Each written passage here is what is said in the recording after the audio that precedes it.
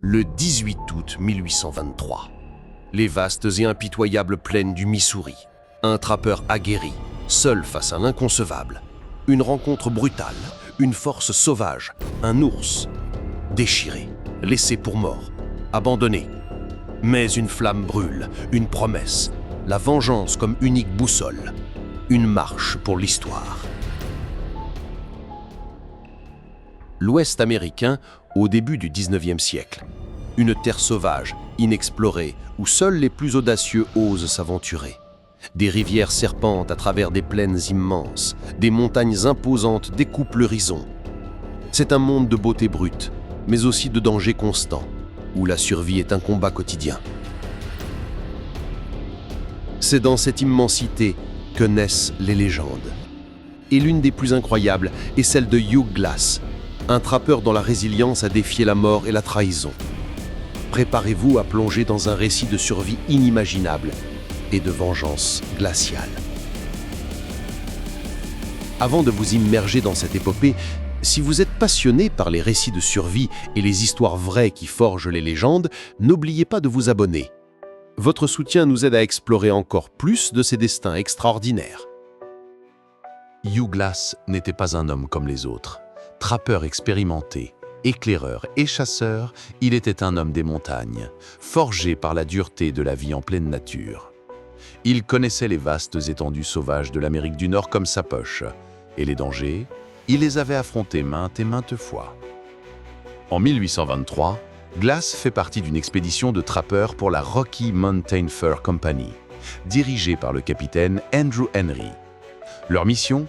Explorer les territoires le long de la rivière Missouri à la recherche de précieuses peaux de castor.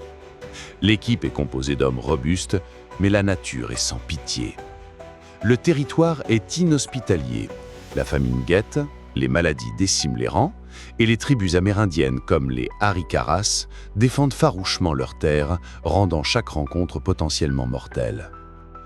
Glass, avec son expérience et son instinct affûté, est un atout précieux pour le groupe. Il est respecté, mais aussi parfois craint pour son caractère solitaire et sa capacité à survivre là où d'autres périraient. Ce jour-là, il s'éloigne du groupe pour chasser et assurer la subsistance de ses compagnons. Glass s'enfonce dans les fourrés, prudent, l'œil vif. Soudain, un grognement féroce déchire le silence. Une ours grizzly, massive et terrifiante, surgit devant lui. Elle est accompagnée de ses deux oursons et se sent menacée. Sans la moindre hésitation, elle charge. Glass n'a pas le temps de lever son fusil. L'ours se jette sur lui, le lacérant de ses griffes et de ses crocs. Il est projeté au sol, roulé, mordu, son cœur est déchiqueté. Malgré la douleur insupportable, Glass, dans un ultime effort, parvient à planter son couteau dans la gorge de l'animal, la tuant. Mais il est gravement blessé. Son cuir chevelu est arraché, une de ses jambes est brisée, des côtes sont fracturées et sa gorge est perforée, l'empêchant de parler. Les autres trappeurs, alertés par les cris et le vacarme, arrivent sur les lieux et découvrent Glass gisant dans une mare de sang, à peine conscient, son corps horriblement mutilé. Il semble qu'il ne survive pas. L'abandon et la trahison. Le capitaine Henry est face à un dilemme. Transporter un homme mourant dans cette nature hostile ralentirait dangereusement toute l'expédition, les rendant vulnérables aux attaques et à la famine. Il ne peut pas se permettre de compromettre la vie de tout le groupe pour un seul homme, aussi courageux soit-il. Deux hommes sont désignés pour rester aux côtés de Hugh Glass jusqu'à sa mort et l'enterrer dignement. Il s'agit de John Fitzgerald et d'un jeune homme nommé Jim Bridger. Promesse leur est faite d'être grassement récompensés s'ils remplissent cette macabre tâche. Pendant plusieurs jours, Fitzgerald et Bridger veillent sur Glass. Mais la mort ne vient pas. L'homme refuse de mourir, s'accrochant à la vie avec une ténacité incroyable.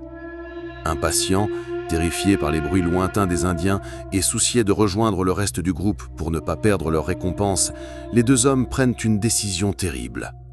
Ils volent le fusil de Glass, son couteau, sa hachette et tout son équipement, le laissant sans rien, sans défense. Puis ils l'abandonnent seul, encore vivant, mais agonisant, au cœur du désert sauvage. Ils mentent au capitaine Henry, affirmant que Glass est mort et qu'ils l'ont enterré. Seuls, au milieu de l'immense silence. Aemoglas n'entend que le bourdonnement des mouches attirées par ses plaies béantes. Le soleil impitoyable tape sur son corps inerte. Les vautours, impatients, commencent à tournoyer haut dans le ciel, leurs ombres macabres balayant la terre. Chaque souffle est une agonie, chaque mouvement un calvaire. Des visions de ces traîtres, Fitzgerald et Bridger, dansent devant ses yeux mi-clos, des sourires moqueurs gravés sur leurs visages. La faim et la soif le rongent, transformant la réalité dans un cauchemar fiévreux. Pourtant, au plus profond de lui, une étincelle refuse de s'éteindre, une soif de vengeance aussi brûlante que la fièvre qui le consume.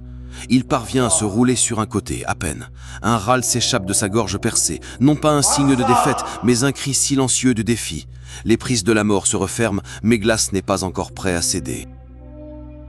Les heures, puis les jours s'écoulent dans une brume de douleur et de conscience fragmentée. Ses blessures s'infectent, les larves de mouches se développent dans sa chair, provoquant une démangeaison insupportable. Paradoxalement, cette douleur le ramène à la réalité. Glass, avec l'instinct du trappeur habitué à observer la nature, se souvient d'une astuce amérindienne. Il trouve un nid de fourmis rouges. Avec un effort surhumain, il dépose ses plaies sur le nid. Les fourmis se ruent sur les larves, les dévorant, nettoyant ses blessures d'une manière barbare mais efficace. La douleur est intolérable, mais il serre les dents, sachant que c'est sa seule chance. Épuisé, mais un peu plus léger de cette infestation, il parvient à se traîner jusqu'à un petit ruisseau. L'eau est boueuse, mais c'est de l'eau. Il boit avidement, sentant une once de force revenir dans ses membres. Cette gorgée est une victoire, un premier pas vers l'impossible. Le chemin est encore long, mais le désir de vivre et de punir ces traîtres le pousse en avant. Mais Hugh Glass n'est pas mort. Au fond de lui, une rage brûlante s'allume, alimentée par la trahison. La soif de vengeance est son seul moteur. Il se traîne, incapable de marcher normalement avec sa jambe cassée et son corps brisé. Il rampe sur des kilomètres, tirant son corps mutilé à travers ronces et cailloux. Il mange des baies, des racines, tout ce qu'il trouve pour survivre. Il aperçoit un cadavre de bison, encore frais, dévoré par les loups. Il parvient à en récupérer un morceau, le mange cru. La viande lui donne un regain de force. La douleur est omniprésente, mais la vision des visages de Fitzgerald et Bridger est sa seule raison d'avancer. Jour après jour, semaine après semaine, Glass poursuit son chemin. Il fabrique une attelle rudimentaire pour sa jambe. Il se lave dans les rivières pour nettoyer ses plaies. Son corps s'habitue à la souffrance. Son esprit ne pense qu'à une chose, retrouver ceux qui l'ont abandonné. Il parcourra près de 320 km en 6 semaines, à travers un territoire infesté de dangers, sans armes ni équipement. Après des semaines d'un périple surhumain, Glass attend enfin Fort Kiowa, un avant-poste de traite où il trouve des trappeurs stupéfaits de le voir vivant. La nouvelle de sa survie, incroyable, se répand comme une traînée de poudre. Il apprend que Fitzgerald et Bridger sont partis. Il ne s'arrête pas. Sa quête de vengeance n'est pas terminée. Il veut ses hommes, son fusil. Il continue sa traque, rejoignant un autre groupe de trappeurs pour remonter le Missouri. Il retrouve finalement Jim Bridger à Fort Henry. Le jeune homme, terrifié, avoue sa lâcheté et explique la pression exercée par Fitzgerald. Glass, voyant le remords sincère de Bridger et peut-être aussi son jeune âge, décide de l'épargner. Il lui rend seulement le fusil. Implacable, la traque de Fitzgerald, le principal coupable, est plus longue. Il le poursuit jusqu'à Fort Atkinson. Mais là, Fitzgerald s'est engagé dans l'armée américaine. Le tuer signifierait la cour martiale et une exécution. Glass, après des mois de quête acharnée, choisit la justice plutôt que la violence. Il ne le tue pas, mais lui reprend son fusil et une partie de sa récompense, le laissant déshonoré. L'histoire de Hugh Glass est un témoignage puissant de la ténacité inébranlable de l'esprit humain. C'est le récit d'une survie hors norme, d'une vengeance qui, bien que ne se soldant pas par la mort des coupables, apporte une forme de justice et de rédemption. Glass est devenu une légende de l'Ouest américain. son histoire étant transmise de génération en génération, inspirant de nombreux récits, dont le célèbre film The Revenant. Son parcours est une ode à leur résilience, une preuve que même après la trahison et face à l'adversité la plus brutale, la volonté de vivre et de faire face peut déplacer des montagnes. Que vous inspire cette incroyable épopée de survie et de persévérance? Partagez vos pensées dans les commentaires. Si ce récit vous a captivé, n'hésitez pas à nous laisser un pouce bleu.